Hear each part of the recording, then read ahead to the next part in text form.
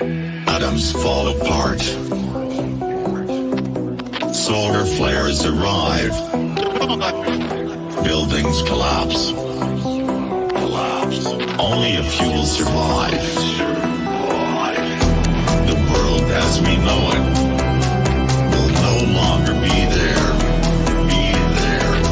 Water is gone. A new era has begun. Prepare yourself for the apocalypse.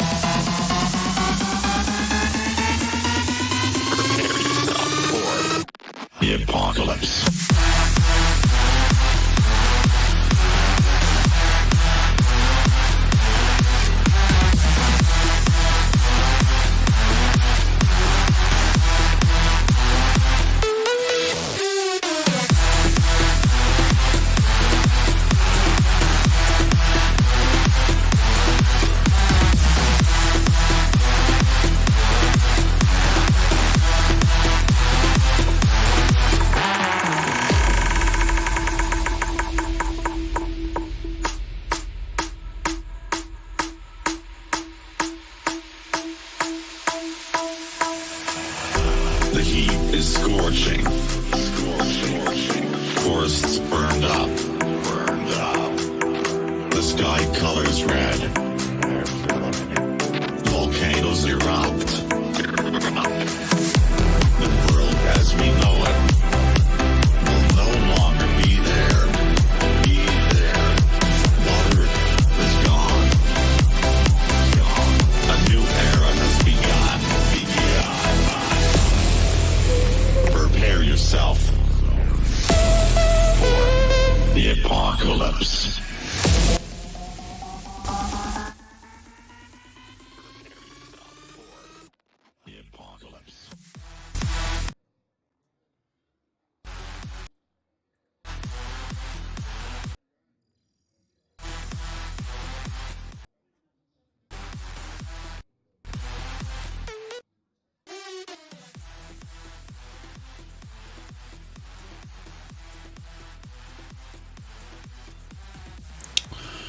Okay. Welcome to the Alliance live show numero 97, number 97. We're ready to... Impressive. You like that, right? 5 years of Spanish did me good. But, yeah, we got 3 more to go. Well, actually, 2 more to go before the 100th episode. So I'll have details for you guys on that in the coming weeks. But... look forward to that, and we'll have definitely a special celebration on that day. So this is kind of, again, a makeup episode. We're typically on Sunday nights, but we had a little bit of a Game of Thrones situation going on for the last couple of weeks. Fortunately, being how awful that final season was, it's over now, and we're going to get back to our regularly scheduled Sunday streams. So... apologize for that, but I am a Game of Thrones junkie, and that last 6 episodes made me cry like a little girl. So it is what it is. But moving along, I do want to introduce my co-host and good friend, the other handsome gentleman here on the screen with you, good old Maurice. I'm part of the Operation Metaverse channel and the Alliance. How you doing, good friend? How you doing, friend? Good. How you guys doing? Good. I'm also joined by the fairest lady in the land, Avinash. How you doing? I'm doing great. Thanks for having me. Good. So, we got a lot to talk about. The first thing I want to discuss, and I didn't prep you guys for this at all. I just kind of wanted to get your raw thoughts on the stuff that people are talking about now. I mean, the hot topic at the moment is Anakin and us possibly getting a Fallen Anakin event coming here in the coming weeks. And there was some data mine information that had indicated that we would possibly need clones for a Fallen Anakin event that should be coming sometime here. Being that their focus at the moment is the Clone Wars, and they seem to be working on separatist characters, it only makes sense for them to release some Galactic Republic characters like Jedi. So it makes sense for a Fallen Anakin event to come around now. I mean, we're going to probably be knee deep in the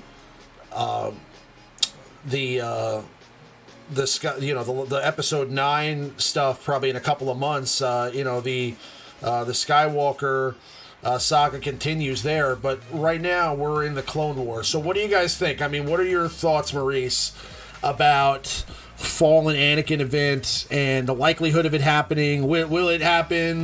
What characters are we going to need? What do you think? Well, it's a possibility. Fallen Anakin. I was really hoping we were done with the Sith for a while, but I don't even know who we would need. Galactic Republic, this Padme. I mean, I don't know. I don't know. I don't know what we need for that. I saw Mo put a video out of that. I don't know. I can't afford to gear any new characters right now. Anyway, so. I agree with that. I need time to recuperate. I will say they are going. You mentioned episode 9 coming, in just a few months, yeah. Yes. So I mean, there's very little time for them to really cram this Galactic Republic, Clone Wars type stuff down our throats. So I think we're gonna get it fast, and we're gonna get it, hard. I think it's coming. If it's coming in the next 30 days. It has to.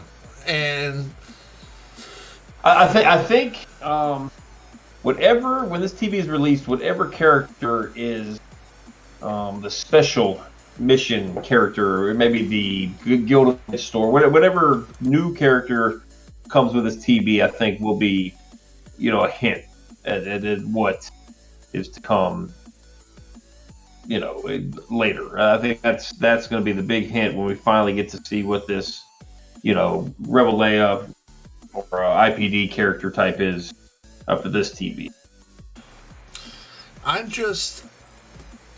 Listen, if there is a dark side Anakin character, I mean, which would make sense. I mean, there is a version of Anakin that went into that Jedi temple, and he was dark side, but he was like.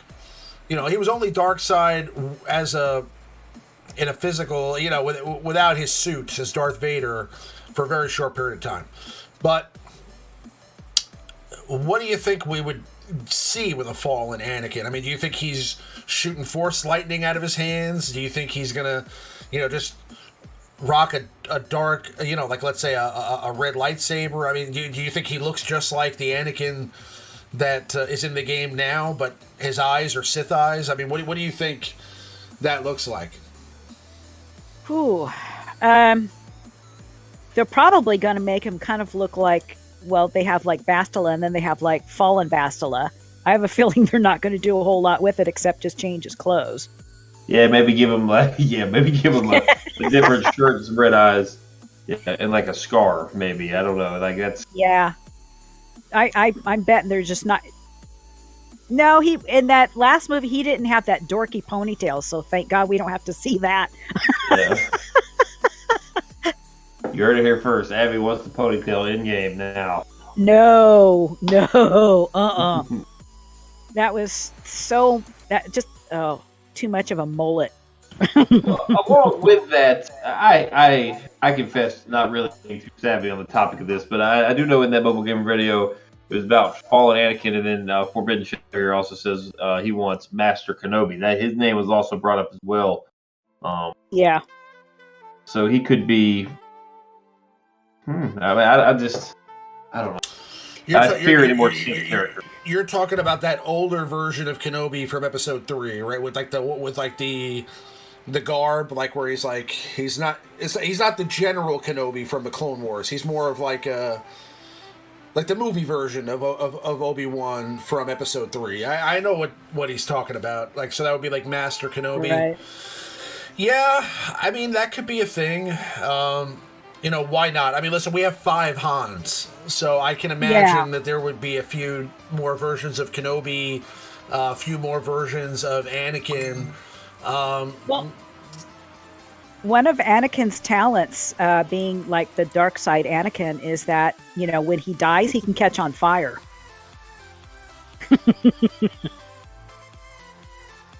Yeah. Yeah. Yeah, it's just, I don't know. I mean, he's such an important character, Anakin, that I would have to think that they would go with him with another version. I mean, there's only 2 versions of Anakin, right? Like, you have Vader and Anakin. So it's like... Yeah. So it's like there has to be another... If there's going to be, like, 5 Luke Skywalkers and 5 Kylo Rens and 3 different Reys, they would only make sense... I mean, the whole story's about Anakin Skywalker's, rise and fall. So why wouldn't there be another Anakin in the game? I guess that makes sense. But... Right. I kind of think that if they were going that route, I mean, it wouldn't make sense unless they decided to make it like Anakin is on your team and you're fighting against the Separatists. So maybe you use 5 clones and you fight the Separatists with Anakin and then because of that, you earn Anakin shards. That I could see, but I can't imagine why you would... because when Anakin turns dark, Anakin was always on the side of the clones, all right? Like, so it's like, whether you're talking dark side Anakin, the clones turned after Order 66, so Anakin fought with them there. If you're talking light side Anakin, that was before they turned, so they were with Anakin. So the clones have gone with Anakin from light to dark at the exact same moment. So it's... I don't understand how the event would fall into like the canon, because all the events that they have in this game fall into the canon somehow. So I don't know how it would fall into the canon. You had to use Phoenix to get Thrawn, and all these things kind of have a harmony. They all make sense. Right. I wonder how the clones would make sense with Anakin. I don't know, but I have to agree that this is definitely a faction that has been kind of ignored for quite some time. And the clone reworks are something that we've been expecting now for a while. I mean, if they do have a Fallen Anakin event, I mean, do you think that they would really do that on the heels of a rework of the characters after probably so many people already have these clones? I mean, I don't have them very well geared. But, I mean, I'm sure the majority of the players have decent clones, and it would only be a matter of time for them to get these characters ready to Gear 12. I'm sure that, there's a lot of people that really care about the AAT raid that have Gear 12 clones already. So, I mean, where is the money there for EA or CG if they decide to make the clones the next event character group, right, or the next faction? Wouldn't it make sense to do something more with like some of the newer characters that are out now? I mean, maybe Padme, like Maurice was saying. I don't know. And Nathaniel Morgan's saying the same thing. It's just, you have to remember that, like, the 3 of us here. I'll speak for the 3 of us. We played the game for a long, long, long time. Oh yeah. We have these characters. It's like the last Separatist. We had those characters too, just simply by default because we played so long. We made it through so many metas. We had no choice. Well, yeah, like you mentioned that the tank raid. Like, if you guys wanted to beat the tank raid when it first came out, you got to get clones. But now these newer players, like the 3 of us are in a very small population of the community, the game itself. The 3 of us are in the sector that is diminishing by the day, right? People are quitting. They're just exactly, for whatever reason, they're upset with this. They're simply tired of the game. They played it for 3 years. They've moved on. Whatever the case may be, we're dying. We're a dying breed. There's a whole new wave of players Like, if you've played this game for, let's say, a year or less, there's absolutely no reason you should have the clone troopers. There's no reason you should have Newt Gunray, Count Dooku. You can make a case of Geonosians. You sure as hell don't need them unless you were just super adamant about ships. Like, these are factions that aren't required for anything in the game. So I mean, if we do need the clone troopers for something, I'd imagine that Separatist event for Padme was extremely difficult for new players. I mean, you're talking you have to have high gear players, high gear characters. Sun Fac, Geonosian Spy, and General Grievous. All these characters are very difficult to gear, and Grievous is definitely difficult to obtain. So I mean, this is stuff that doesn't. I don't think it might not affect the three of us very much, but I feel like it is difficult for the vast majority, especially when all these clones are in the guilds. Three of them, I think, was it Right. Rex, Cody, and X. I think you can only get them from the guild store. So this could be a tough farm for like a panic for those that are newer to the game. Yeah, that makes sense. I just, and I agree that not everybody has clones now. The newer players, like you said, it doesn't make sense to go for clones in the last 2 years, really. I mean, because there's nothing that you've needed clones for. I mean, they're not even good in TW. So it's like, No, they're atrocious. They're bad. Like, they're just unusable. Apart from Rex, maybe 5. Right. Yeah, they were the first. They were the first faction I ever really. I mean, I was so excited about my clone boys, and I worked them up, geared them up, leveled them up, and they were my first full faction that I had. And I loved those guys for about 5 minutes before the next meta came along. Yeah, they just weren't. I mean, Now, if let's say it's a journey, and we need Padme, like some people are saying here in the chat. I think Nathaniel Morgan's saying it. I think that's very realistic. But Yeah. I mean, does that mean everybody who just didn't get a 7-star now, Padme, everybody that got a 6-star Padme, is now just screwed? And it can't get, because I mean, a journey, they all have to be 7 stars, and the character only unlocks at 7 stars. So if it is a journey, that means anybody who got less than a 7-star Padme is completely out on Anakin. I think that would cause worldwide panic and absolute ridiculousness. I agree there because of the fact that Padme was so difficult to get in the first place. I mean, I only got 1 7-star. The rest of them, it was like, oh, hell no, I'm not doing that again.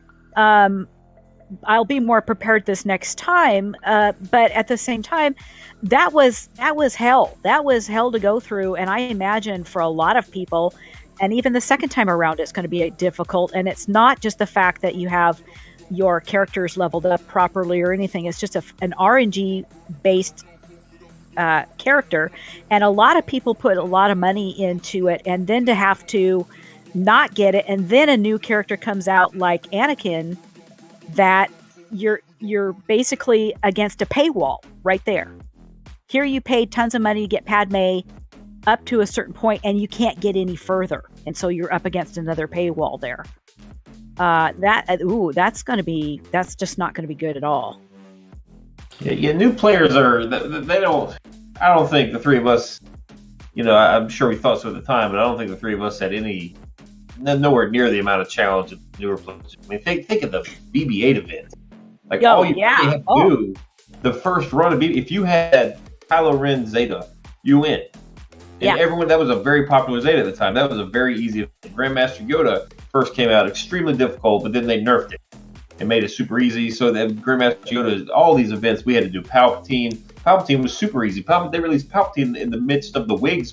That was a relatively easy event as well for the masses. Like, all you had to do was have the characters and you get it done. So these new challenges, not only, like you mentioned, like, just not only do you have to have the character 7-star, you got to have a gear 11, 12. You have to have a mods. Like this Padme event, you needed 6E mods, gear 12 gear, like to really reduce the RNG. Like, you have to have them decked out to the 9. And none of the characters had any synergy. It was like just ridiculous. Yeah. Like, you're just I think that they just kind of screwed the pooch on that one, because the Geos are supposed to get the reworks, and I imagine that if that happens, that the Padme event the next time around is going to be, if they do it before the next Padme, that is going to be so much easier, because that, I think, the event was made for, is the reworks. Yeah, then that would piss everybody off that spent, 45 hours, 3 days, basically spent their whole weekend inside trying to get Padme. It's just. I did, yeah. I spent 3 days to get that, yeah. So what would your advice be for somebody who wants to be ahead of the meta right now? I mean, obviously we don't have any concrete evidence, but I mean, some of those leaks from the data mining end up becoming true. So, I mean, we've definitely seen our cases in the past where there's been a leak and the majority of that came true. They've also changed things according to some of the information that has come out. So, they could also see this leak come out and then just shift on a dime and adjust it so that people aren't prepared or are prepared. You don't know. So what would you say would be do you think people should start farming clones or gearing up their clones right now? I'm kind of in that window right now where, I mean, the other day I was gearing up Clone Sergeant a little bit, and I stopped myself right where I'm at right there on the screen, because I was like, no more. I don't know if I should. I don't know if this is a waste of time. Clone Sergeant, you should, because he's got an excellent ship. I mean, his ship is like really, really good. So he would definitely be one to consider at least leveling up all the way. Well, if the clones are required for something in the future, right? I think it's safe to assume there is going to be a new clone, right? There's going to be something that we don't currently have. They can't just. There has to be that fifth, right? There will be. I bet it would be some stipulation, like maybe Padme with the clones, maybe a sixth clone, something we don't have. You can attempt it without this thing that we don't have, but it is super difficult without. Like imagine trying to Padme event without General Grievous. That would be extremely difficult. I mean, I didn't. I couldn't. I don't think I could have done it. I didn't do it with 7 stars, but I did it 6 stars without Grievous. Yeah, it was just a fluke. It was a pure fluke. That's what it would take. I mean, that's what it would take. I mean, I did the Chewbacca event without the Chirpa Zeta. That took me probably 50 to 60 tries. It took me hours, and I knew that going in. I was like, okay, I do not want to spend this Zeta. I had one just in case, but I did not want to. Depends how stubborn and I guess committed you are. But thank you, Gussie. 99 cents Canadian. Thank you, Gussie. I would farm the shards for anything that you think could potentially come out of nowhere and just hoard all of your gear. Like if you hoard all your gear, the only stuff you should be putting gear on right now is stuff for events like Padme, C-3PO, the legendary characters, and maybe the Padme team. If you really have to gear something, I guess you could do the Padme. But I wouldn't start dumping gear 12 at the Cody Echo, definitely not. Just get the shards for sure. Yeah, definitely get the shards and then kind of see where it goes. Yeah, because at the very least, you don't want to be. You want to at least be able to a chance to attempt. And if you don't have the stars, then you're not even going to get a chance to hard it. So. Yeah, I mean, I'm in that place where I'm thinking to myself, like, I always try to see like a little bit of like what's going on, and I think that usually I've made some pretty good decisions in getting prepped in advance, because they've given us enough hints in the past for us to kind of make our choices and at least have a good idea that we're not wasting our time or kind of setting our sights in the wrong direction. Right now, I'm kind of in a situation where I don't know. I mean, I'm not 100% sold on the clones. I think clones, because I think that, like Maurice said, even if it's not this event, there's going to be a clone event at some point. There's going to be a need for the clones again. There has to be, yeah. At some point. So I don't think it'll be a total waste of time, but I do think that right now, what would you say should be everybody's focus at the moment? Like, what's should you be gearing up your separatists? Should you be farming the clones? Should you be working on your Sith? Do you think Sith ships is a thing that we need to work on right now? Do you think it's going to be the Galactic Republic? Do you think there's going to be more pieces added to this Padme team to make the Padme team better? I mean, what direction are you working on right now? Like, what do you think? Oh, wow. Well, I've got my Padme team pretty much done except for the Zetas. I mean, everything's like G12. I don't have the G12 Plus, though, but... so I've got that. I've got my clones up. Well, yeah. It's hard to say. I'm just kind of plugging along trying to figure out what's going to be the next thing that needs to be worked on. And just trying to make sure that, well, I have everything 7 stars, but just trying to make sure that not only have 7 stars, but at least a bare minimum amount of gear ready to go. And I'm doing about the same. I'll just, Yeah. I have the Padme team geared. I'm very reluctant to put Zetas on it. I want to save up maybe 2-3 Zetas just by that time. Me too. Because if the clones do get a rework, I mean, the clones could feasibly be better than Padme. You know, I did take a detour and put a Zeta on Newt. I don't think I'm going to do Dooku, not anytime soon. But that team's very good, but it worked out great for me because I have a fully developed Separatist roster. Newt was literally the only character that I had lower than gear 11. Poggle was the only gear 11 I had, and he'd sneeze and get him to gear 12. He's super easy. But, you know, I have the Padme team. I got it modded. I just don't have it Zeta. I want to see, just like you, just holding gear. Yeah. I've got a couple of Zetas saved, but I have not put Zetas on anybody yet because I just don't know where the direction is going to go. Yeah, I think all mods is what all my go, all my cat goes. I think we're definitely in like a wait and see time period right now, a little bit more so than we have been in quite some time.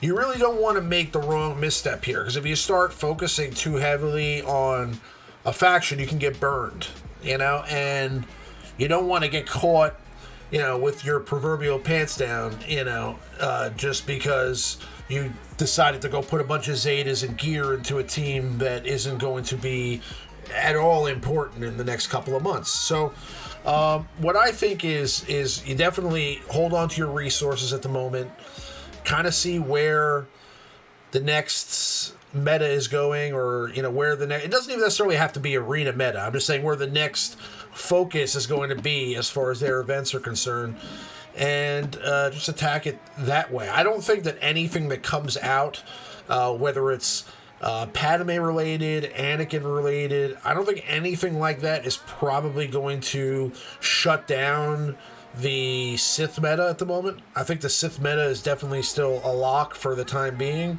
So, I mean, that could change, don't get me wrong, but I think that you should definitely have your clones 7 stars.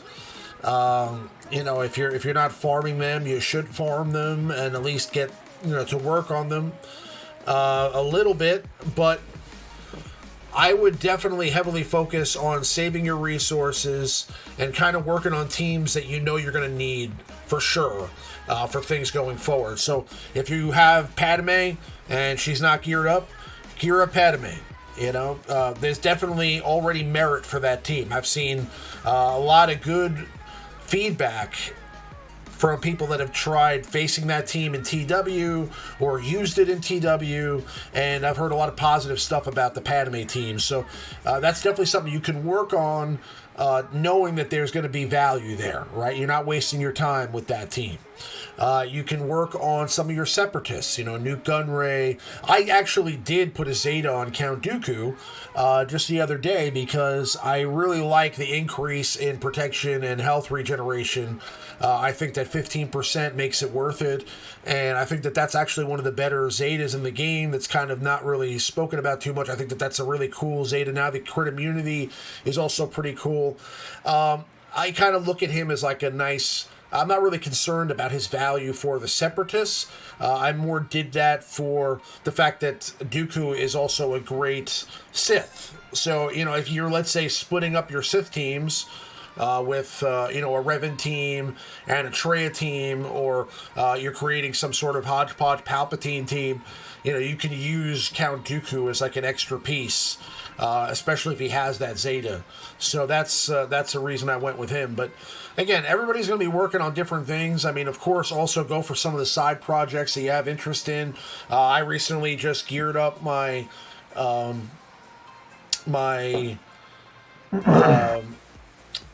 range trooper, and I'm happy about that because I think he's a really solid piece, an important piece for my Imperial Trooper team. So there's some value there with range trooper. He's also just a good Empire character all around, I think, to have. He's just a great utility character, so I definitely was happy with that investment. But make solid investments. If you know the characters are worth it, then invest in the characters. But until you get kind of some hints, because I'm sure if there's a Fallen Anakin event coming or anything even close to that, I'm sure Salation, CG Crumb is going to be all over that with cryptic hints and things like that. There will be some puzzle on the forums about Fallen Anakin before that drops. So you'll have a little bit of time to kind of start worrying about that, but not much. So if you have the ability, because you're already well enough with the characters that you need done to start kind of doing some speculative farming, then go ahead. But if you're in a situation where you have any projects that would take precedence over, let's say, a shot in the dark, then I would continue to focus on those projects and then, start to worry about the upcoming stuff when we get a little bit closer to it. But it does look like clones are definitely going to be a thing.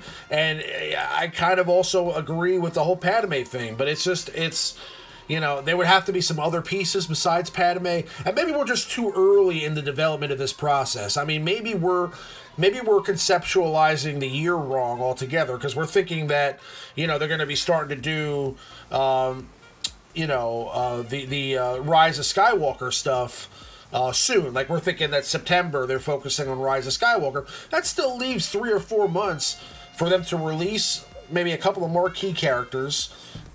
Then release those marquee characters free to play, and then have us farm some of those marquee characters with, let's say, a character like Padme, and then do a journey event maybe 3 or 4 months down the road. That still can be done. So they would have to maybe rush the cadence a little bit on some of the marquee characters that they would release, but I mean, without a doubt, there's definitely a possibility that we could see, maybe some reworks to existing characters, Mace Windu, some of the other Jedi. We don't know. Maybe some of the clones. There could be some reworks, and there may be different pieces. Like the journey events are typically not faction specific. They're more based on the story. So if it is a Fallen journey, I don't think it would be the clones. I think it would be like specific characters. So Padme would be one of them. She makes a lot of sense for Anakin's Fallen journey. Characters like Kenobi. Maybe there's maybe Kenobi's in there. There's characters like I don't know. I don't know what characters they would be. I mean, they may even release some characters that are more tied into the story. Characters like Plo Koon. I mean, who knows what angle they want to take on that. But I think it would be not faction specific. Like, it would be character specific. So, it could be family. It could be family specific. They may even throw Leia and Luke in there. Exactly. Who knows? Exactly. You don't know. I mean, the characters you needed for CLS were Old Ben. What was it? Han. What were the characters we needed for CLS? Princess Leia, who, if you guys are going to start investing in clones, you probably want her, because she is still good with clones. Yeah. Stormtrooper Han, R2-D2, Old Ben, and I don't even remember. Han Solo. Let's make that up. No, it wasn't Han Solo. Help us out, Chad. Old Ben. Well, you needed Farm Boy. You needed Farm Boy. Yeah. And I guess those characters have the rebel synergy. I guess that makes sense. So they're rebels, but they weren't really like a team, right? Like, they're not a squad. Right. That's not like You don't throw old Ben out there with Princess Leia and Farm Boy Luke, and that's not a faction type thing. That was basically based on the story. So in order to put the characters in that apply to this particular story, what characters would you use for a Fallen Anakin event? Padme Amidala would be the first one that comes to mind. Maybe Palpatine.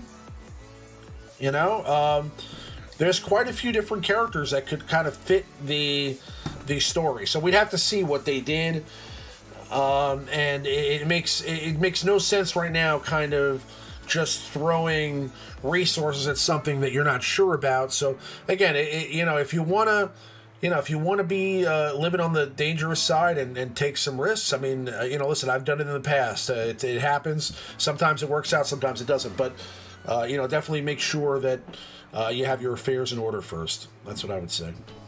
Yep. But that's that. I want to dive into the meta report. So let's do that real quick right now. Gear 7 Echo out of here. Or looking at what happened? My Gear 7 Echo? Don't talk about my Echo. Okay. No, I'm jealous that yours is on Gear 7. Mine is Gear 11. Gladly take those resources back. Listen, I never jumped on the clone bandwagon. I never was that guy. So I mean, I did not care about the rewards for the AAT raid. I did not care about being able to do that with Baze and Chirrut and Leia and all that stuff. Like I didn't do it. So my only clone that's geared up is the one that I use, which is Rex, because of his leadership ability. I mean, you have to have a Rex. You know what I'm saying? So it's like Rex is the only must-have in this whole group here. I do like Cody a lot. I think that Cody is cool. He's one of the more prominent clones from the movie. I think he needs a cast. He needs these other 3-4 characters to get a little boost up. Like they don't even need to do anything to him. If they can just enhance some of the other characters, he'll instantly get way better. Yeah, listen, if they do a rework to the clones, I could see them being a lot better. I mean, they have some cool stuff. Fives, counterattack, he's a tanky character. Echo, his AoE is actually pretty cool. I think he dispels, right? AoE dispels. And then you have, Cody, who if that all-in attack, if that call-in assist attack with all the clones actually did damage, that would be one of the coolest abilities in the game, to be honest with you. You know what I'm saying? But, we'll see.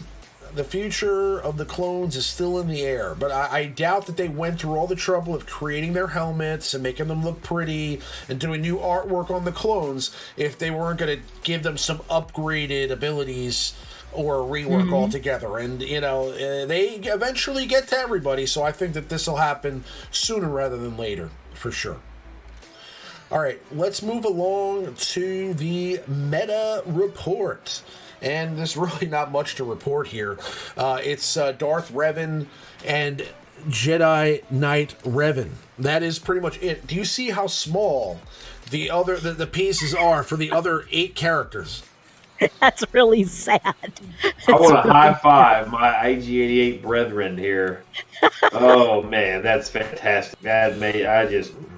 You guys can't see me now, but I'm grinning from ear to ear. That brings me back long ago. There's always somebody, right? Like the last one in the top 10 is always some like a C-3PO lead, or it's IG-88. It's some crazy character. And the IG-88 lead with the Geonosians, remember? Yo, hell yeah! What do you mean? Yes, I remember. I used to date my arena team. I used to run IG-88 lead every day at arena. Yeah. I was one of those 3 on the leaderboard. I loved IG-88 lead. Yeah, I think last time it was C-3PO had a couple of leads last week. Yeah. Yeah. I will say the top 99.8% of the meta report will likely be the exact same for the next month, 2, 3, 4. But those very last little ticks, at least it'll be different every week. There'll be somebody just try something out and get placed with it, and they'll be on the meta. The last 2 or 3 spots fluctuate. Well, even though there's only 70 of them, Okay, in comparison to the 6,375 rank 1 Darth Revens. The number 3 character in the arena right now is actually Padme Amidala. Nathaniel Morgan and this is pretty funny. He says those are called trolls. You can literally troll the meta report now, and he is 100% right. 3 of us decided, hey, let's get Mob Enforcer on the meta report. 3 of us can put a Mob Enforcer lead in first place. We could do that. Yeah. I don't really think that there's 3 guys out there trolling the meta report. I don't think that that's enough fun. I mean, maybe, but that would. Nathaniel Morgan and I are now going to do so next week. We can all do it. If we did 5, they would be ahead of Grievous. They'd be number 8 on the meta report. So if we could get 5 people together to all put Mob Enforcer at rank 1 next week, we'd have a meta report of Mob Enforcer as the number 8 leader in arena in the game, as far as SWGOH.GG is concerned. The problem is you got to beat Darth Revan with a Mob Enforcer lead. No, I guess you can take first and just swap them out, yeah? I was going to say, you could just swap the team out, yeah. You could just swap the team out. If nobody hits you, then you take rank 1, you'll... If you tell your shard, don't hit me, I'm trying to screw up the meta report. But make sure to take that mob. Make sure to take that Mob Enforcer out overnight. Otherwise, you'll see a huge fall. Oh, yeah. You guys go over the shit. I'm going to grab my charger for my computer. Right. You guys go over No problem. So this is the next. So that's the top 10 leaders at rank 1. Top 10 squad members. Again, not much change here. We're talking about, really Bastila Fallen, Revan, Sith Trooper, Darth Malak, and HK-47, each having pretty much an equal piece of the pie, and that's the most popular team. That is the Kenobi, Bastila, Jedi Knight Revan, Grandmaster Yoda, and Jolie Bindo of the last meta. So that's basically the new 5 that you need to worry about.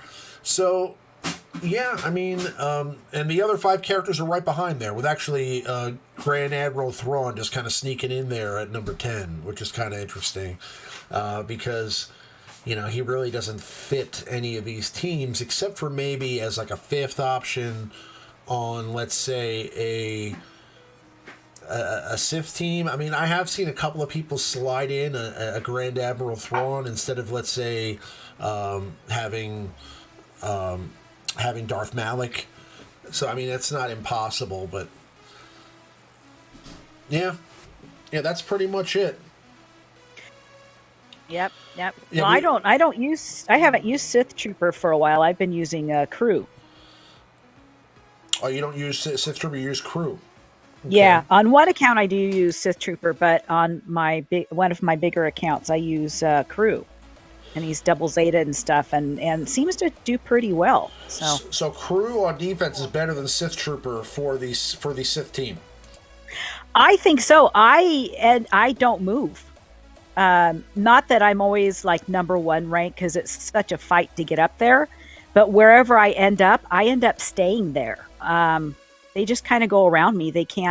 I don't ever go down. So. Well, how well modded is your Sith Trooper? My Sith Trooper. Oh yeah. My Sith Trooper is very well modded. So is my Crew. So I've tried both of them. And on one account, the Crew works better, but on another account that I have, the Sith Trooper works better. So who knows? I think it just kind of depends upon your shard, I think. Yeah, for sure. Yeah. It depends on how fast the opponents you have in your shard have their mods. And I mean, man, some people get lucky with some of these sets. Like, I don't know how they got mods that fast, but, some people get lucky, some people don't. It's all a roll of the dice when it comes to mods, Exactly. Just like the Targaryens, the gods flip a coin every time one is born, and the mods either work out in your favor or they don't. So it's always a flip of the coin. Anyway, let's move on to our top 5 for this week. This week we're doing top 5 Separatists. Figured it's pretty relevant for the moment. A lot of people are kind of working on a lot of these characters. You know, obviously Droideka and B1 Battle Droid were recently released free to play, so a lot of people are working on farming those characters up. Plus, there were just recently reworks to Count Dooku and Nute Gunray, so we'll get to see, you know, where they stack up with the rest of the Separatists. And this is kind of what everybody's been working on for the most part over the last couple of weeks. So let's see where they stack up at the moment. So, Maurice, who do we have at number 5? Number 5 is B1.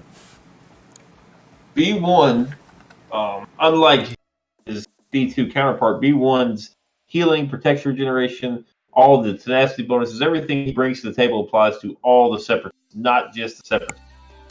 Very, very good character to have. Zeta is, unfortunately, unless you could just make him blistering fast, we're talking 280 to 300 plus, which is incredibly difficult to do. He has to have that 50 stacks is simply not enough to have him do anything. That's like on a Revan team. Like, let's say you're facing a Revan team with B1, he gets smart, Kenobi assists, he's done. So you will need the Zeta on him. He cannot crit, but that does not mean he does not do damage. He does decent damage. He's a very easy character to mod, but because it's so specific, it'd be very difficult to get those mods. The only thing he needs, doesn't need health, doesn't need protection, doesn't need anything else except speed, offense percentage, and potency. In the rare exception, you're really trying to take out a 1,000 lead team, maybe some tenacity, because unfortunately B1 gets the plague on him. He can't shed it. I really hope they fix that. That's terrible. I hate that mechanic. But B1 is very, very good, guys, and he works under gear. You know, a lot of you guys probably still have him 3-4 star. You're not quite ready to be hitting B1 out of the ship nodes. You know, there's so many other things to do in there. B1 can be used at 3-4 star, and just kind of even if you don't have Grievous, even if you don't have the rest of the droids at all, like he can be plugged in with Nute Gunray, be plugged in with any of the Separatists. The healing applies to Asajj. You know, let's say you guys have 4 Night Sisters, you can throw B1 in there, just keep Asajj just pumping. Like, it's a very interesting and versatile character, a lot more versatile than I originally thought. Where would you recommend his gear level be if you're using him at like 4 stars? If you use him at 4 star, you know, he's gonna need probably not too much. I don't know. Probably The 9. more the merrier, because he does take a lot of. I would think a minimum of 9. Yeah, because I'd have to look, but he does get a significant amount of damage increasing pieces at one of those higher gear levels, 9 or 10 maybe. Gets a couple stun cuffs, gets one of those raid pieces. Lots of like physical damage that he gets from that, but it doesn't crit, but it does add up. So you do want lots of offense. Yeah, fun character to use. Yeah, B1 is also, you know, going to be great for 2 factions. You know, he's somebody that you can use as a great droid if you do get together that General Grievous team, and he's also going to be usable in that Separatist lineup. So he's somebody that adds a lot of value, and overall, being that he's now free to play, if you have the availability to start farming him, I would definitely suggest it. You know, if you've already gotten all the rest of the characters out of there, I'd go for him. I mean, he's definitely somebody that adds a lot of value, and you know, he does decent damage even though he doesn't crit, like Maurice said. So he's the healer. He is essentially the healer of the entire faction too. Yeah, exactly. He's just a great utility character, even though he's listed as an attacker. You know, I do think that he adds a lot of support viability as well. Hey, what's going on, TMoney? So, yeah, I mean, he's definitely an interesting character here at number 5. Moving along to number 4, we have Nute Gunray. So I saw in the chat there was a vote for rank 3. You were very close. Number 4, he's definitely somebody who is now seen a huge difference in improvement. I mean, he's now got some extra abilities. He's got a much better synergy, and it seems like they're really starting to focus on the Separatist faction as a whole. So, I mean, you know, he's somebody that if you've already gotten him out of the, where's he available again? He's in the shop. Let me see. He's in the Fleet Arena, I think. The Fleet Store. Yeah, he's in the. He's he's in the squad right now too. He's in the squad arena store. So Three of us don't remember because we reluctantly farmed him before they put credits in. Like we didn't have anything else to do with that currency. It's just back when you had nothing to do with Fleet Arena currency besides buying, before the addition of the ship, the capital ship mats. They decided you had to get everything out of there, so you were just basically stacking currency, and Newt Gunray was just that last character that you got out of that store there. So now, he's got an increase in damage. He's got a new debuff called Extortion, and Extortion is remove Extortion, recover 10% health, and grant separatist enemies profit. And profit is plus 10% crit chance and critical damage per stack, max 50% until the end of the battle. So, pretty interesting increase in bonuses there. Do you think he's going to be more suited as a leader, Maurice, or do you think he's somebody who's going to be more helpful as, let's say, a ally on your team or a support character? Well, the touch up to Dooku. I guess you guys couldn't see the bunny ears. The touch up to Dooku and a new gunner. What they've done with these reworks is given them they've completed the Separatist faction. Newt Gunray. The problem before is he was a Separatist. He was a scoundrel. He did thermal detonators, but he didn't really have a home. He was always just hanging out. Like there was no team for him. Now what they've done with these reworks to both of those characters is they've kind of rounded out the faction. The faction now it is indeed a plug-and-play faction, which is very, very cool. Newt Gunray, what was the question you asked me? Leadership or support? Yeah. I think there's I think there's situations for both. Extortion is a very, very cool mechanic. Really awesome, guys. He does incredible amounts of damage with the max health. His basic attack is still atrocious, even if they have Extortion. Calls assist, he's got a Dispel. He does have a cooldown reduction, much like Nihilus, kind of like Death Trooper. I haven't done a lot of testing with him, but his cooldown reduction does seem to be a potency roll, so do keep that in mind. This is not a character I would suggest anyone really to get unless you have the Geos from the ships, unless you have decked Separatists, because he really does need support.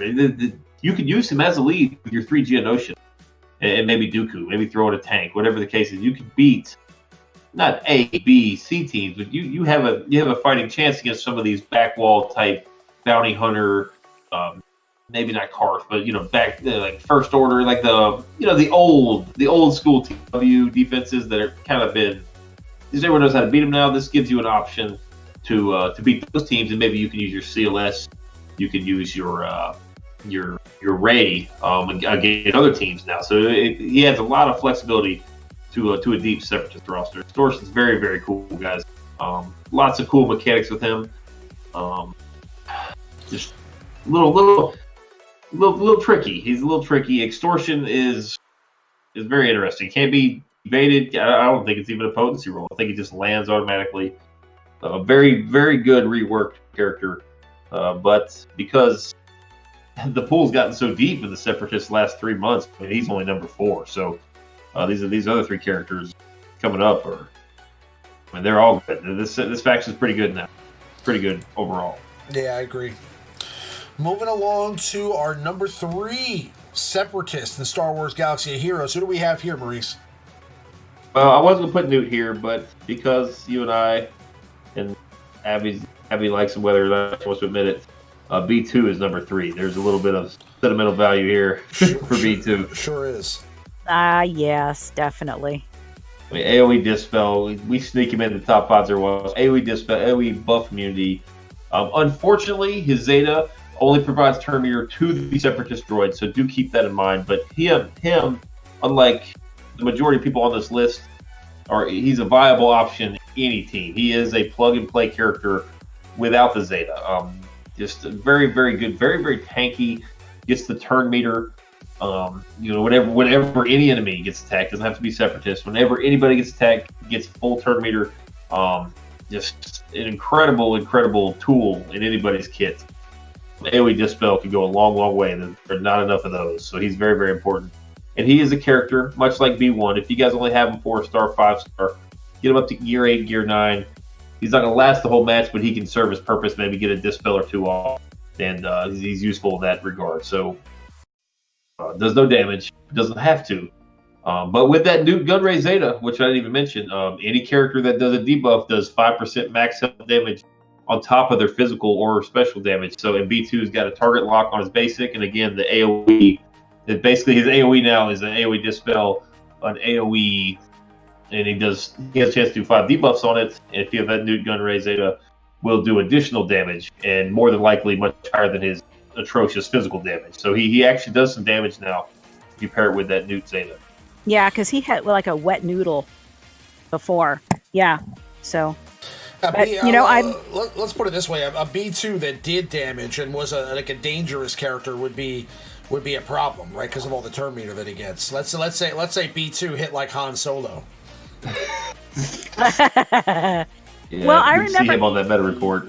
I remember he used to be a little bit annoying because he would get so much turn meter that he just went all the time.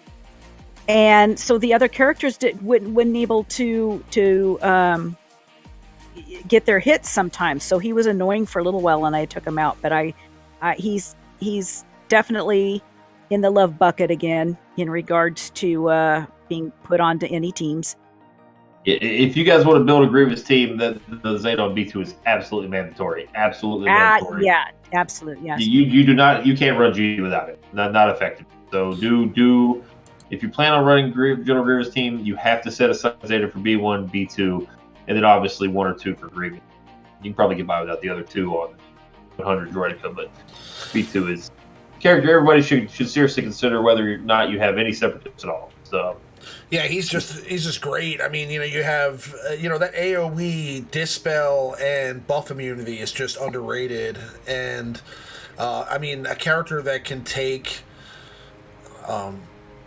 A character that can take or gain 100% turn meter anytime one of his allies is either evaded or attacked is just tremendous. And, he's got, like Maurice said, very low damage. But overall, I think, when you're talking about a game now where you see a lot of arena teams or TW teams that just have, let's say, 2 or 3 characters taunting at different times, kind of distracting you from the main damage dealers on the team, having this AoE Dispel can be tremendous. And the buff immunity, unless you're playing against, let's say, a Traya that just disregards debuffs, is also huge because so many buffs in this game right now. This game is definitely a buff-heavy game, like whether you're talking a team that thrives on debuffs or positive status effects,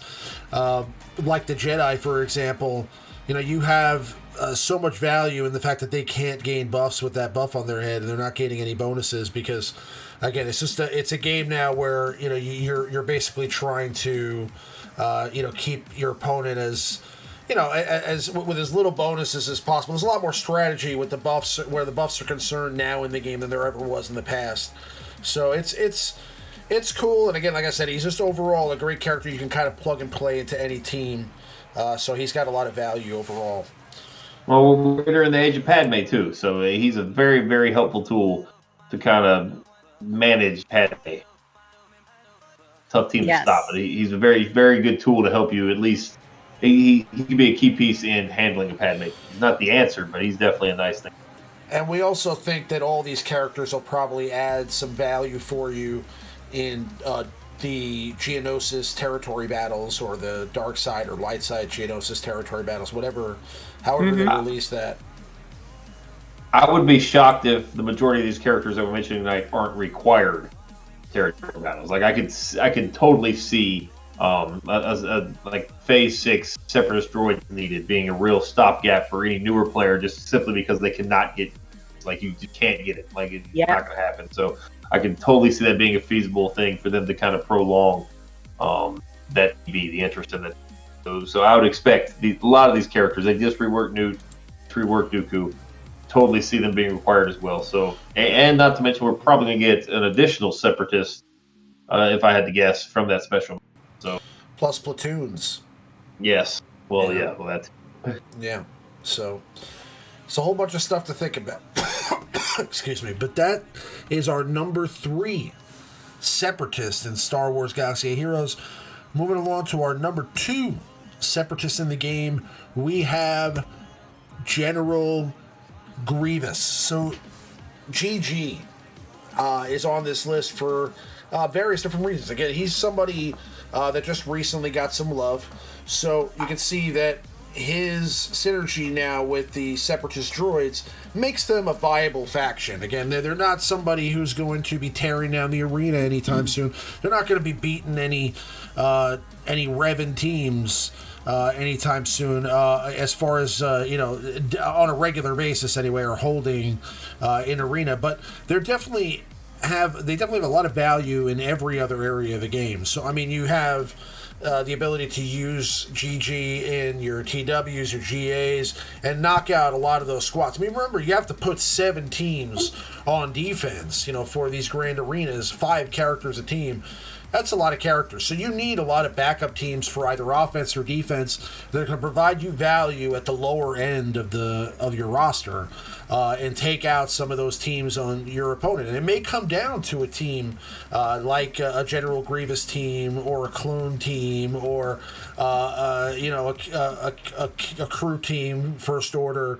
So there's a lot of different teams like that can add value for your different competitive parts of the game. So very cool.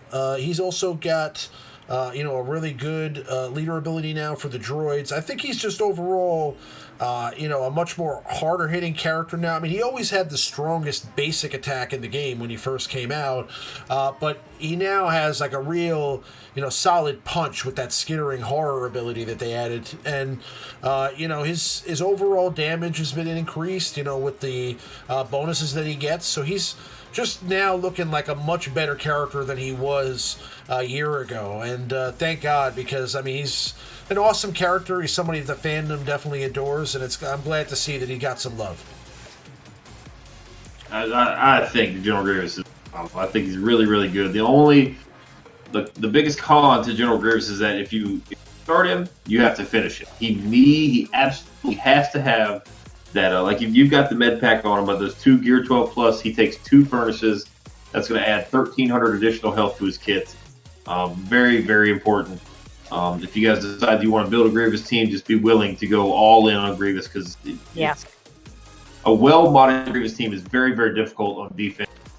A modded team is extremely easy. So it's a very difficult team to build resource-wise. It's a very difficult team to mod, but once you get it rocking and rolling, it's a very, very good team. General Grievous does insane amounts of damage, and a Zeta I kind of slipped on was his unique, the monstrosity, and had a couple guys convince me after an episode of Jedi Academy, sending me videos and showing me what it really does, and I put it on for that Padme event, and I can't believe I neglected that Zeta. Very, very good Zeta there. For very difficult to kill without a couple of the droids dying first. He does have the passive taunt. It's very interesting that the taunt he provides his team is actually a debuff. So so that you can't be dispelled. Like there's no way for the opposing team to get rid of that taunt. So it's very, very interesting in that regard. Like you mentioned, skittering horror, big damage, big damage that reduces the opposing max health pool while getting his up. He's legit. He's good.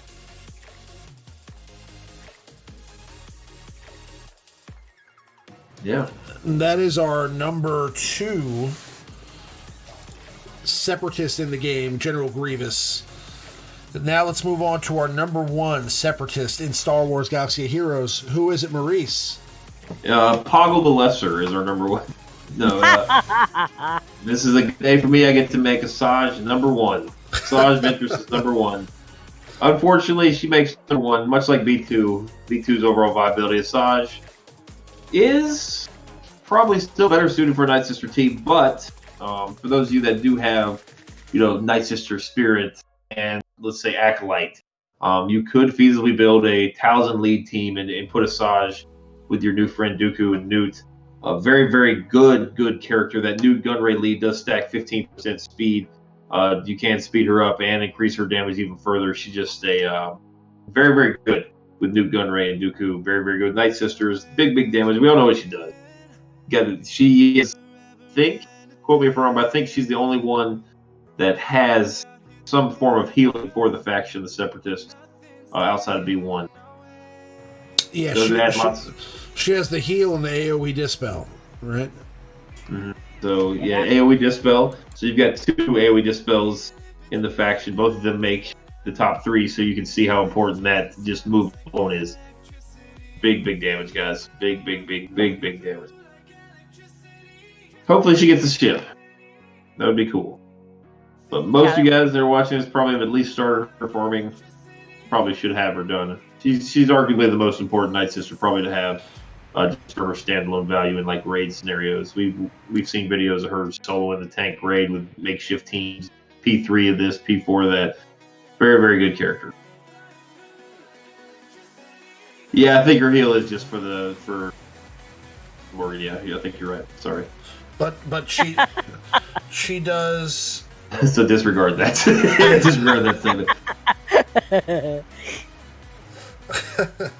but yeah, the just the fact that she does the stun on her basic is a huge bonus too, and you know she can do some pretty decent damage, especially as it stacks throughout the course of the match.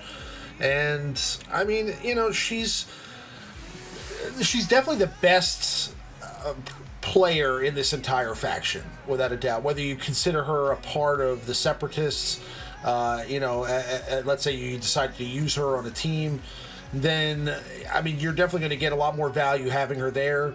I still think that I would probably want to use her in a Night Sister team primarily, like Maurice said. But again, she definitely is the best character that has the Separatist tag, without a doubt. I have potency mods on her because I want to stun, and potency gives me a better chance of stun. Am I right? Yeah. So yeah, I'll give it to you. I was like, you know what? I'm not going to make any comments about Remon's mods. Like this is actually not bad. This is not the worst. I don't see any 2-dot mods. I didn't see any 4-dot mods, 3-dot mods. Yes, she will stun a lot, but you should probably put some crit damage on her. Do crit damage and potency. Okay. Do some crit damage and potency. She'll hit a lot harder. Yeah. But that's the explainer on my potency mods. But yeah, I mean, well, that worked for the Padme event, which is what you needed too. Yeah. So very, very true. Absolutely. Very, very true. Absolutely. So now we have our honorable mention, who is the Count. So Count Dooku doesn't make the top 5, but he is worth mentioning because he's got, you know, a lot.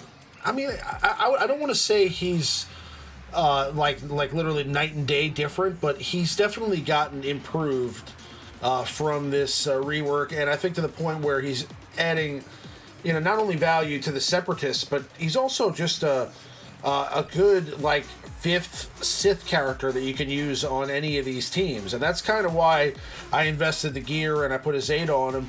I always thought about his Zeta. I was kind of teetering on it a while back, but 10% is 10%, and I mean, listen, 15% again, it's not a huge difference, but it definitely makes it more interesting. But considering, you know, now you're getting 15% health and 15% protection, which basically equates to, instead of 20% extra life for your character, you're getting basically 30% extra life for your character. So it's like a 10% increase, which makes it overall kind of a more attractive Zeta now, I think. So that's why I went that route, and you know, I could also use the extra Sith. But as far as the Separatist synergy is concerned, you know, the addition of the Master of Makashi ability is definitely very cool. I like that they kind of overhauled all of his abilities and his look, and you know, it looks like he's just overall, you know, just a much better character than he was a couple days ago. What do you think, Maurice? I haven't had a chance to try him out yet. Even I've got him geared up, not all of the 12.5 yet, but I haven't had a chance to. But I'm really kind of hoping to. I'll be using him this GA, so I'm going to try him out finally. He's much better if you have the speed to dedicate to him. He's essentially the separatist Sith assassin. What he is, he goes first. He has Terminator the whole team. Your whole team goes first. But for those of you that don't have like just leftover mod sets that can generate 100+ speed, he's probably not going to be nearly as useful. It's real difficult for me to put him down here. I've got him pretty decked out with speed. He is the engine of that team, the first order officer of the team. Just any team, Hermit Yoda, any team that has like some sort of turn meter speed facilitator. He is the fastest one of the bunch. He's the second fastest character in the game. The only character that's faster than him is TIE Fighter pilot, not Revan, not Darth Revan, nobody else. He is up there at second place still. I believe maybe some of these newer characters are past him, but he is. If he's not the highest potency in the game, he's up there in the top 3 still. Which needed. They did adjust his basic. It's a higher percent chance now. The Force Lightning's nice. Leadership provides a counter bonus, which is very, very interesting. Especially if you use use the Nuke and Ray Zeta characters counter that do debuffs, so they're going to do massive amounts of damage on the countering, and it does provide stacking offense with his leadership. Newt gives the stacking crit chance and crit damage passively from the Prophet, I believe it is. So I mean, you can get all 3 of those goodies in one package, really allowing those undesirable separatists, Geonosian soldier, Geonosian spy, maybe any character really just really have them hitting hard. Good rework as Ramona mentioned. Has anybody tried like having Newt and Dooku on the same team to see how it works? Yeah, it's pretty good, but it's pretty mod intensive. You can get some viability out of your Geonosians if you guys did do the ship meta with Geonosians. You can kind of build an team with Dooku and Newt and the 3 Geonosians, at least a competitive team against some of the traditional, like the First Orders, the Bounty Hunters. You can, if you invest the mods, you can build a team to probably beat those teams. I'm having 0 success against Darth Revan. Just simply not enough. Unfortunately, right. What are the characters in the game that ignore protection with their attacks? You didn't even mention that. Yeah, the new buff he gets actually allow when he counters or attacks out of turn, will go straight to the health pool. So it's very useful in that regard. Kind of just like Sith Assassin, Sith Trooper. I think Visas has an ability that ignores protection. Yes. I'm sure there's a couple more I'm not thinking of, but he's up there now. So it'd be interesting if you made a whole team of characters that could ignore protection, and then you gave all those characters Riposte, which is his. Let me just see. How do you? Are you talking about like spreading it with Grandmaster Yoda? You can dispels all the and gains Riposte for 2 turns. All non-tank separatist allies gain. Ignore protection. I'll tell you what, that'd be. I mean, I despise Fulcrum Ahsoka, but that would be kind of cool having Fulcrum Ahsoka, steal the buff from him. That would be kind of cool. Yeah. Ooh, yeah. Yeah, I mean that's pretty far. I mean, just grabbing for straws here. Excuse to try Fulcrum again, but I'm sure it'll disappoint me. But yeah. I like her. I kind of like Fulcrum. I've always had these dreams of certain teams. Like I've thought about like a team of characters that can all ignore protection, and and just see if you can put together a team that just basically just has to kill like the health pool of the other team, and that's it. They can ignore the protection altogether. Or thinking of a team you can put together that increases cooldowns. Like for example, like Death Trooper and Nihilus, like they can increase your cooldowns. Like if there was, I don't know if there was a third character now that can do that yet. I know that Newt can do that, right? So, so I mean, you know, having like a team full of characters that can increase your cooldowns, like a cooldown increase team, was something I've always theory crafted too, and you know, it's there's lots of interesting things you can put together out there that I think are, if you think outside of the box a little bit. But yeah, overall, Dooku, great character. Let's move along now back to some gameplay, and we'll wrap up the stream here in a little while. But first, before we do that, we're going to do the last segment of the stream, which is the Q&A section. So anybody that has any questions that they'd like to have asked on the stream, any topics that they'd like to discuss on the stream, now's the time. Type those questions and topics into the chat, and we'll discuss them here now as we wrap it up. And I'll do a little bit of finishing of my dailies here and do some gameplay. Do you have any questions yet from the earlier part of the stream? Yeah. Oh yeah. We do have, and this. Hopefully, you guys know the answer to this. DL Cool J asks, why does Android get $1 off deals? I saw that was the title of the RSG stream tonight as well. Did Android get $1 off? Something that Apple did not? Oh, yes. That was that pack that was for $7.99, but some of the they mispriced it for the Androids, which was $6.99.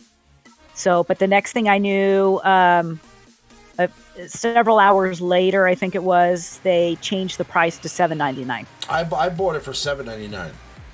I bought it for $6.99. You should have to give everybody a penny. You should have to give everybody a penny. Everybody. Nope. Oh, heck no. Nope. I made sure we knew in the guild, for some reason, we knew that it was mispriced.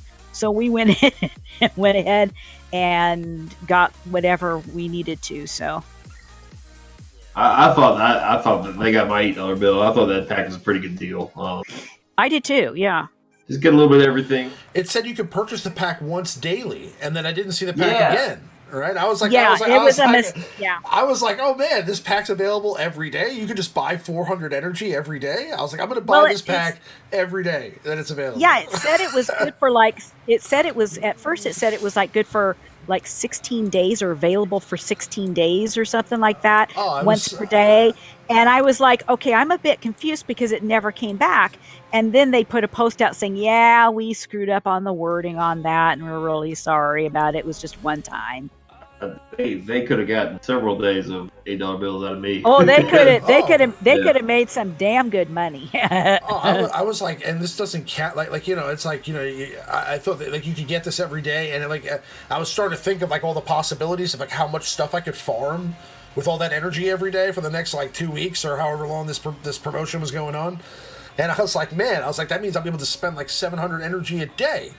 That's crazy. And I started to think about like maybe buying some crystals to like be able to refresh a little bit more. Like I could refresh into the hundreds on some hard nodes and stuff. I was planning out like how I could like totally take advantage over the next couple of days of the amount of energy that I was going to get for ships and for. I was thinking too, like this can help out a lot because the ship node farm is absolutely ridiculous. It is. It's so ridiculous how long it takes to get characters out of the ship nodes. It's like, I mean, it has the same refresh cost as for a node as every other node, but it doesn't have every other hard node anyway, but it doesn't have the same cost for the energy. Like the 100 cost right off the bat for the first ship energy refresh is a lot. You know, they should reduce that cost down, especially being that they have so many characters in there now. Like, you know, you're talking about like, you know, Anakin's starfighters in there, Lando's Millennium Falcon and young Lando are in there. You know, you've got Enfy's Nest in there. And you've got a lot of stuff to farm in there, and it takes forever to get anything. I mean, you got all those Knights of the Old Republic characters in there. I don't know. Yeah, I don't like to refresh the ship ones because of the cost. Yeah. It just isn't worth it for me. I'm so regulated with the I'll do the 3 refreshes for 50, but I stop right there. I won't do the 100. So it's a slow go on the fleet stuff in that sense, but it's like, well, nah, I'm just not going to do it. I hate doing it. Yeah. I unfortunately caught wind of that pack after I already had my 600s, after I did my daily farming regimen. So unfortunately, the energy from that pack for me kind of went to waste. Like, I really had no choice. I think I refreshed B1 twice to kind of get rid of it, and the regular energy went like nonsense, just like junk that I didn't even really need. I think I just ended up spending 400 energy on, farming for Gear 12 pieces now. And that was unfortunate, but right. Yeah, see, you answered. I was going to ask the follow-up question Nathaniel Morgan asked. How many packs did Abby buy? 5. 5. Yes, Yep. And somebody said you can only buy them once. For those new to the show, Abby has 1,700 accounts that she manages on a daily basis. Hey, I've gotten it down to 5. Well done. Well done. I used to have 10, so I've got it down to 5. We actually started the support group for Abby, the Just Say No to People Giving Away Their Accounts support group. Just because somebody's trying to give their account away does not mean you have to take it. I know. She manages them well. I mean, Yes. we get accounts that have like we have accounts that have like millions of crystals on them, that we can use to kind of gear up characters and whatever we want. And those things, even having all that stuff to mess with, it's a pain to deal with, like having to go and work on a second account. So I can't even imagine having 5 that you have to maintain. I mean, I can't imagine like having to open up 5 separate accounts every day and then do your 600 and 5 separate accounts every day and do your TWs and your raids. I mean, that's intense. Well, the nice thing is that I don't have any of the games on my phone at all. They're all on my either tablets or PC, and I'm basically PC at this point, or actually on my laptop.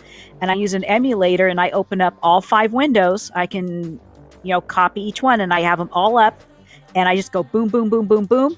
When it was territory battles, all I do is I set it up, I go into the battle, and then I go into each account, put it into the battle, and I just hit auto on every single one of them, and I'm done. Did you used to play internet poker when it was legal? Nope. I could see you being the multi-table sit-and-go master. Just like I have a bunch of poker tables. Yeah. Let's see. We do have some more questions.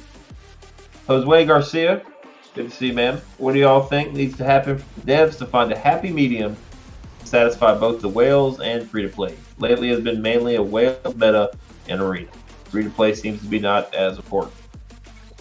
What do you guys think they can do to kind of find this in between where free-to-play and whales both are enjoying the game?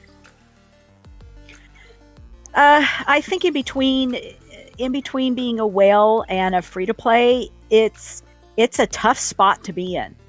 Free-to-play, you're just relaxed. You're not so worried about it. But when you're kind of in the dolphin area of it,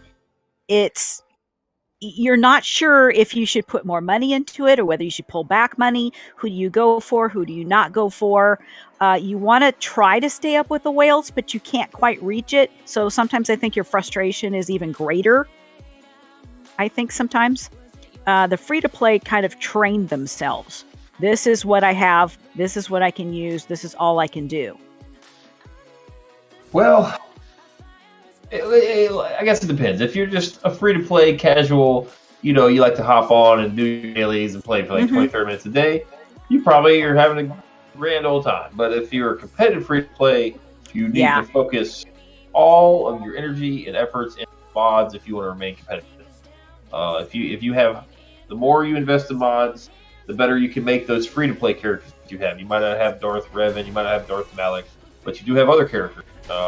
We talk about Dooku being fast, facilitating the team. There are ways to go. You can put speed on certain characters clock certain teams, certain ways you can beat these. It takes practice, but I mean, you can do it with mods. Mods are the answer for the free to play.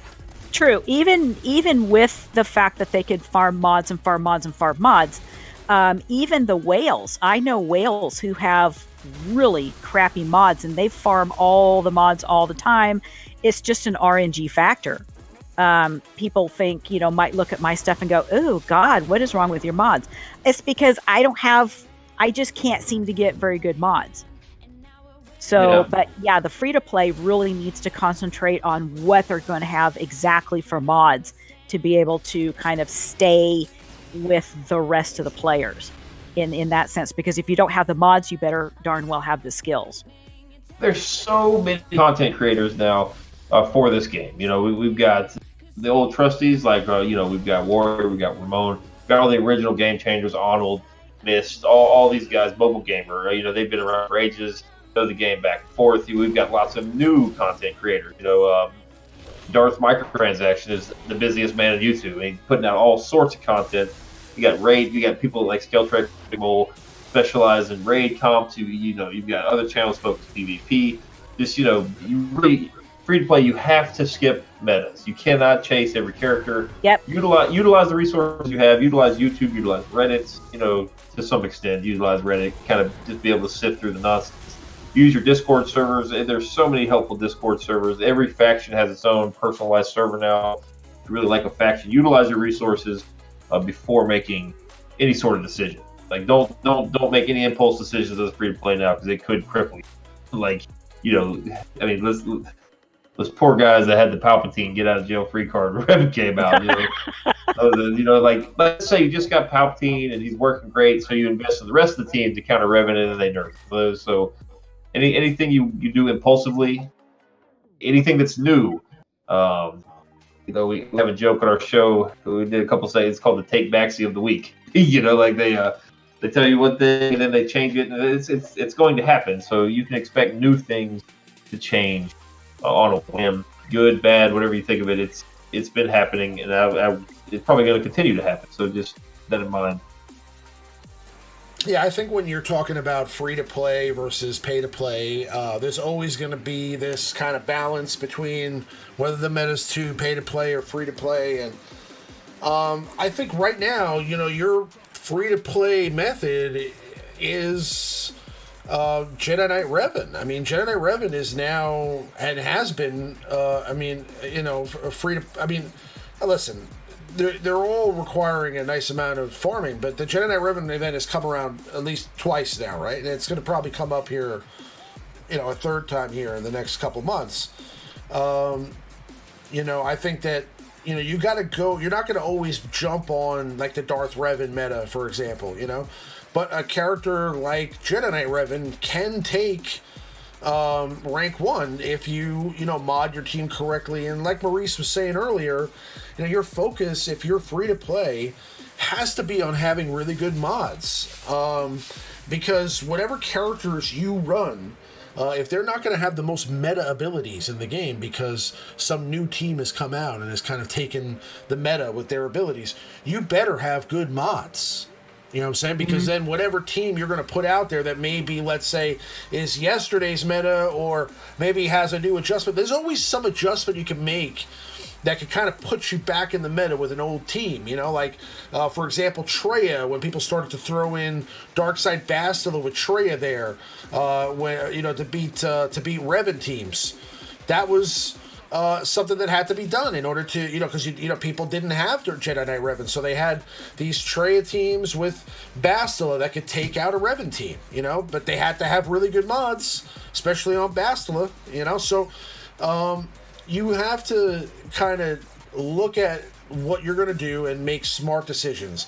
There are times where the writing is literally written on the wall and it's clear what's going to come next. And if you have enough time to go ahead and, work on those things and kind of get yourself ready for the next big thing, like let's say you knew that this character was coming out, and you knew that you should start farming these characters to be prepared for that event, and you made the right choice, then great.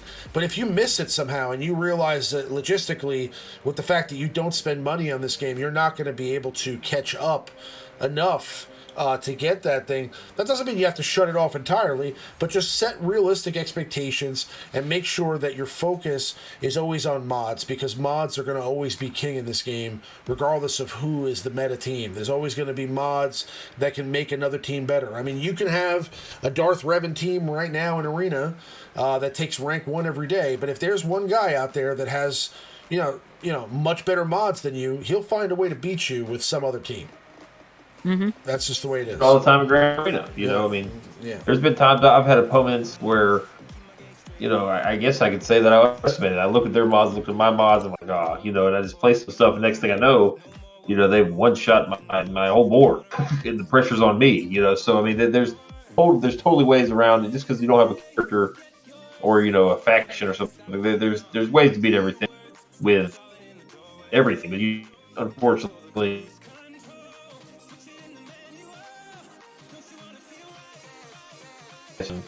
You guys remember when the Darth Vader event came? The first trying to look at gaming. For those who don't know, the Game Changer Network is not just made up of YouTubers or Twitchers.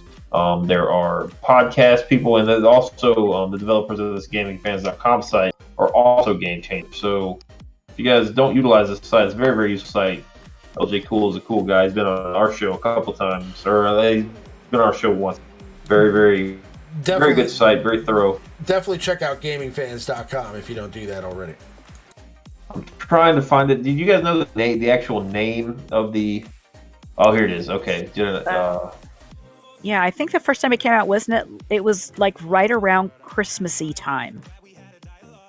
Well, the next question comes from Gussie. When do you guys expect Darth Vader to return? Was the legendary... The Hero Journey, was it 6 months after initial release? Was it 4? It came out a lot shorter than expected.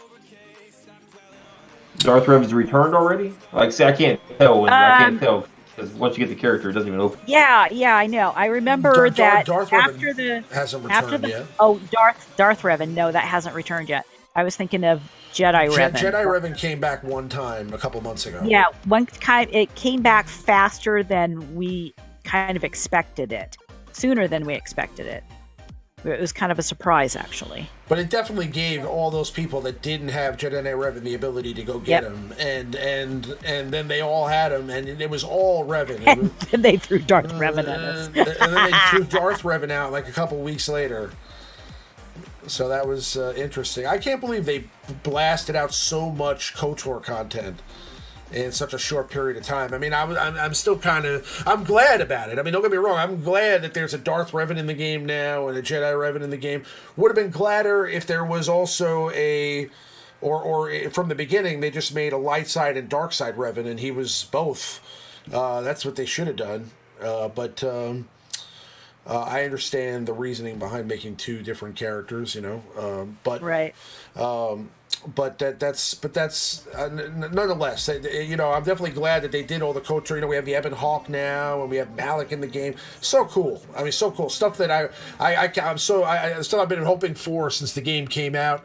I can't believe it actually happened. I mean, I can't believe that there's really a Darth Malik and a Darth Revan in this game right now that you can just go use anytime. That's awesome. You know what I'm saying? But so the fact that all this stuff actually came to fruition is great. But yeah, no, I'm saying the Revan stuff is definitely now like attainable, So being that it's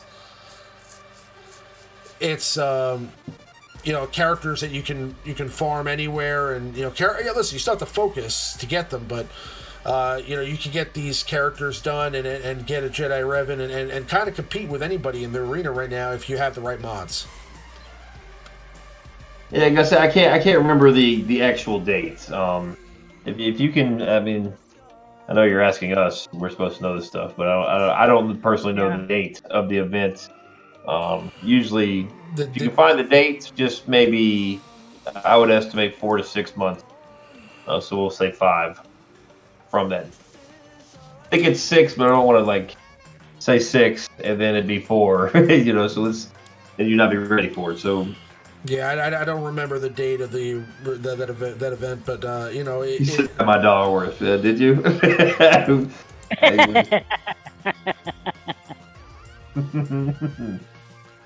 Let's see. Yeah, we got another one. Yeah, Jose, if you want to reach out to us, Jose asked, would y'all ever consider doing a follow-up roster review? We did review his roster on the show about a year ago. Let's do it, man. Absolutely. What, are you kidding me? Let's do it next week. There you go. So just we'll reach out, man, and we'll kind of get that organized. We have a few more questions. If you guys have more questions, get them in. That is not question board. Here we go. Nathaniel Morgan, is Newt's gone? New Chopper Asajj? Yes, Newt is my new man crush. So do keep that in mind, guys. If I ever go on a tangent, gush about him, just keep that in mind. That I also love and try to preach about Chopper, Biston, and Asajj. Asajj is. I was well to say I was right about Asajj. A little premature by about 8 months. Pure luck that she got good, but yeah. So do keep that in mind. Newt is a very special, very deep kind of in-game roster character. He's not feasible for newer characters. You don't need these characters. You've missed the Joe ship meta, so there's no reason to have those characters. And he's very difficult to gear for newer players. He's easy for elder players to gear, simply because we have Rancor gear coming out of everywhere. We have so much stockpiled Rancor gear. He takes a lot of it. So for newer players, that is going to be a hard. I guess that's a bottleneck, if you will. He takes lots of furnaces and scanners, all that stuff from the Rancor. So. Oh yeah, that was a nightmare back then. Yeah, I think if you have to, there are several characters that take tons and tons of Rancor gear. You can't do them all. I would definitely do Veers over Nuke Gun Raid for your 6-7 Rancor PC that they require. TMoney asks, how does it work? How's he the engine? That's talking about Count Dooku. Is that master of, how you say that word properly, Ramon? Makashi? Master of Makasha? There we go. That move, it's the same thing as Biston Frenzy, same thing as Stormtrooper Han's Taunt. Just gives Separatist allies 15% turn meter and puts them all in stealth. So not only can you fuel all the important except tanks, it will not feed the turn meter to tanks, which is unique, meaning that you don't need any speed arrow at all. It's just like R2's passive taunt. He gives 15% turn meter to the whole team except the tanks, who will not be stealth. So basically, you give them the passive stealth. They don't need any speed whatsoever because a 2-turn stealth.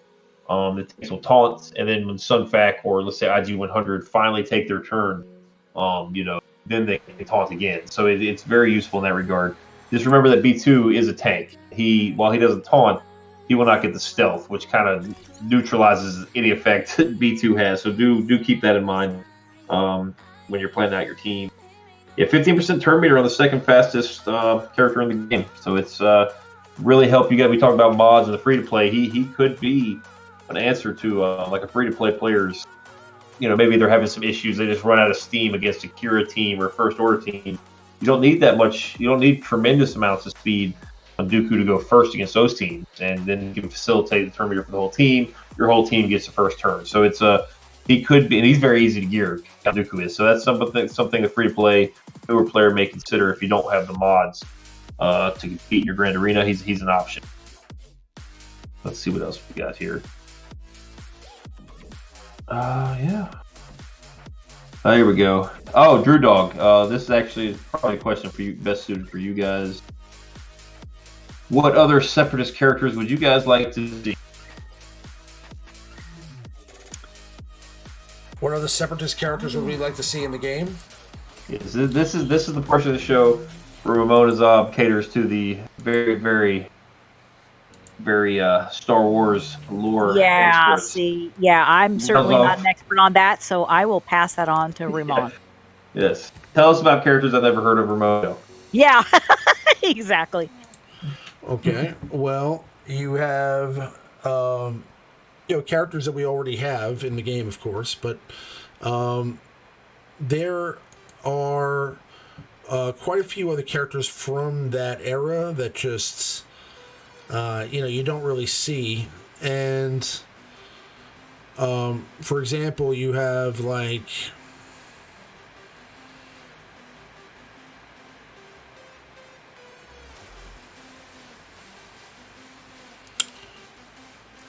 There's like I said, there's a few Jedi that didn't actually make it into the game from the Clone Wars, like those. You see, most of the characters that are from the Clone Wars are in the game. Don't get me wrong. I mean, the majority of them that are really important are in there now, but there are like some Jedi characters that, and like some Separatist characters that are pretty cool that didn't make it. So, for example, there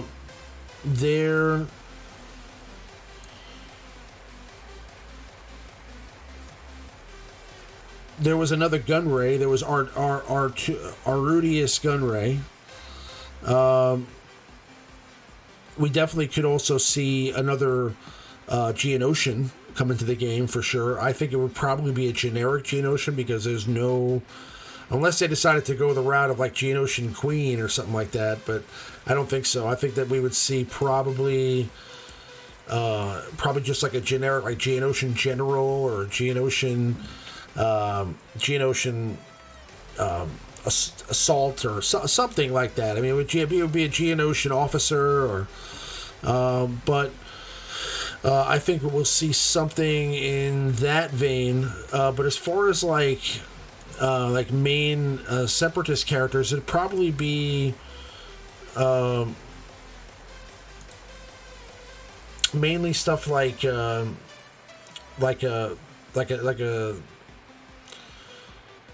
we got a couple people. General Trench, Spider General from Clone Wars. There's Tom and Drew mentioned. There's Shu Mai, which is Kid a character. Mundi. Kid Mundi, yep. There's Postle Argente. I'm just looking up some different characters here because it's like there's Po Nudo, and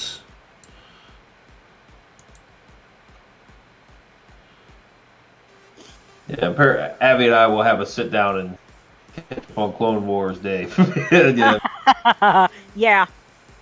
Matter of fact, recognize about 2 or 3 of these names you guys are mentioning here. I don't know a lot of these characters. That's about it. Yeah. Matter of fact, I'm doing a before we did this tonight. I've been doing a watching the Clone Wars series again, so to kind of catch up on some of the names and stuff that I missed the first time.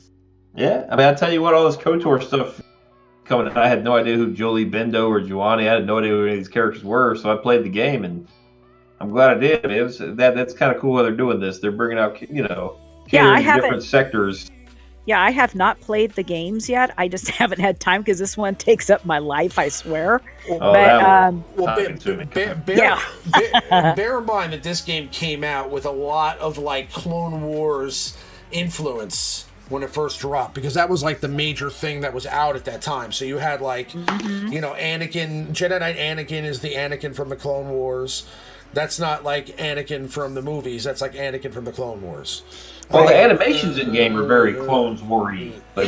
Yes, it is. Grandmaster Yoda is the version of Yoda from the Clone Wars. All these characters, Plo Koon, these are all, Mace Windu. They're all Clone Wars characters. So I mean, it's like, so the game started with the Clone Wars really being like the focus. Ayla Secura's in there. You have Eth Koth in there, Paga the Lesser. A lot of these characters that were, basically. So as far as like how many Separatists there are that could come in and how many Jedi there are that could come in, the big players are already in there. I mean, you have some characters like that. I forget his name. Like that guy who was in. Saw Gerrera. So Saw Gerrera could be somebody that we could see, maybe like a younger version of Saw Gerrera from the Rogue One movie. He was from the Clone Wars, so him and his sister were characters on the show. There are some Jedi that were, kind of featured in different episodes, some clones that were featured. So there's different characters that they could choose from both sides that I guess were featured in episodes on the Clone Wars and in the movies and things like that. But it's, the majority of the Clone Wars characters are out there, especially now that we have Amidala, Queen Amidala and some of these other characters now. So it's just a matter of, I guess, mostly reworks and then some secondary characters. Like I said, I do think that we'll get a 5th Geonosian at some point. There'll probably be a Geonosian General or something like that, and we'll see what happens, with the rest of that. All right, Han. At hard mode.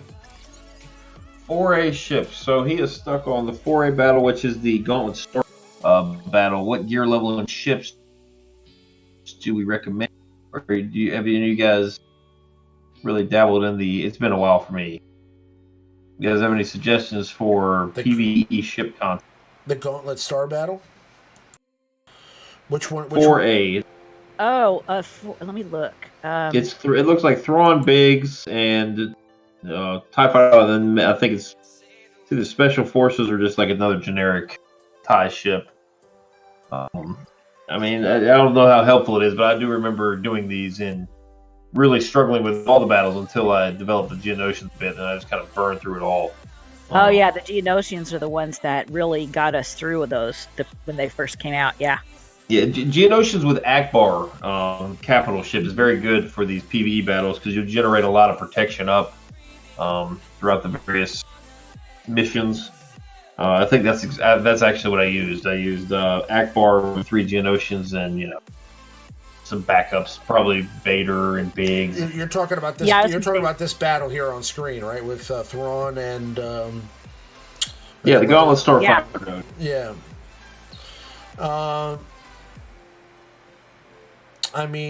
Right now, what I used to beat that was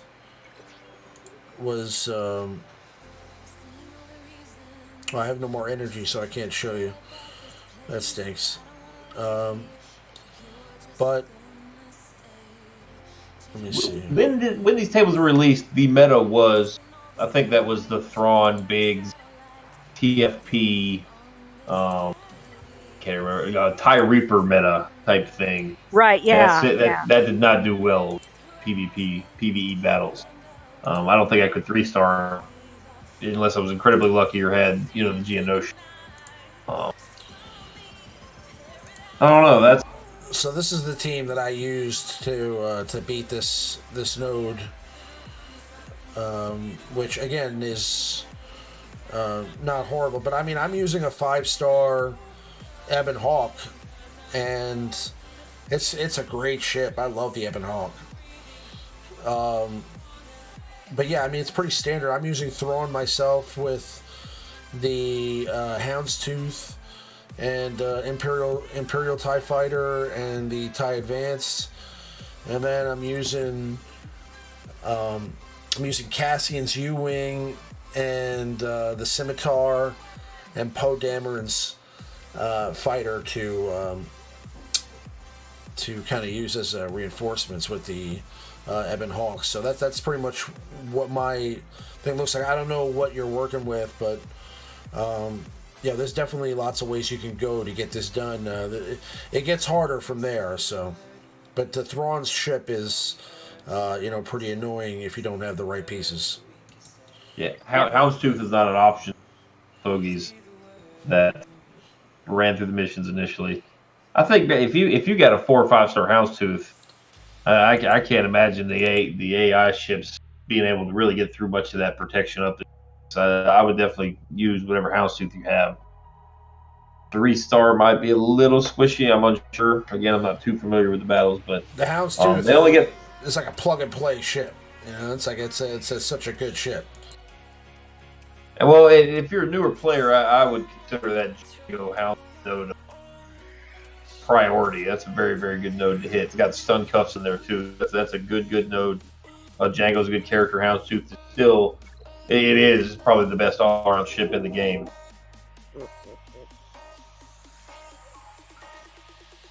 Ooh. Yeah, I think that's all the questions I have. Let me check the chat. All right. So Yeah. we're going to go ahead and wrap it up here, guys. It's been a couple hours of fun, and I'm glad we were able to get this going here during the middle of the week. Thank you to GOM, GOM, and Abby for being here, and for all of you for joining us and keeping the chat alive. It's a lot of fun. Like I said, as we get closer to episode 100, I'll definitely make sure to release some more details about that. Josue, definitely make sure to reach out, or we'll reach out during the week to kind of link up and get ready for doing a roster review for you next week. We could do that. That'll be pretty cool. And we'll reconvene next Sunday. But in the meantime, if you want to check out something cool, Maurice's stream already passed, and so did the Reality Skewed Gamers stream. So, but definitely go check out the Jedi Academy stream on Saturday morning at 10 o'clock. And are you guys doing anything special like over the weekend or during the week for Operation Metaverse? I'm working on a couple videos. We've got our schedules back on track. We're actually putting out videos again, so we should have, hopefully, excuse me, we got a stream on Tuesday, and hopefully we'll have a couple videos within the next week for you guys. So pretty cool stuff, showing you how to beat certain things with pretty common characters. I'm gonna probably work on some other newer separatist type thing, kind of. We'll see. You got a lot of testing to do with the separatists, so that's a work in progress. Yeah. Thank you, Jesse. Yeah, I'm working with that too. Excuse me, just trying to kind of figure out what's going to be happening with my roster over the next couple months, because I'm trying to figure out my plan. But every time I look at my roster right now, the last year or so, like I said earlier, I've had always like a designated plan where I'm going, because I kind of knew, in my heart of hearts that this KOTOR stuff was coming. So I started, way back then, just farming those characters immediately and working on getting that ready. And then I had a feeling about the second event, so I started farming for that. I've constantly been in a time where, I have a good idea in my head which direction I'm going in and what to do. Right now is the first time in a long time that I'm kind of a little perplexed at the moment as to, what I should work on. So I'm just kind of stocking up resources and really just trying to, wait before I make any big or, harsh or rash decisions, unless I see that there's tremendous value for me to, focus on any specific thing.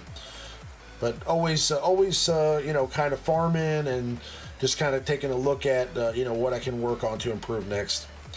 But, we'll be back on Sunday with episode 98 of the Alliance Live Show.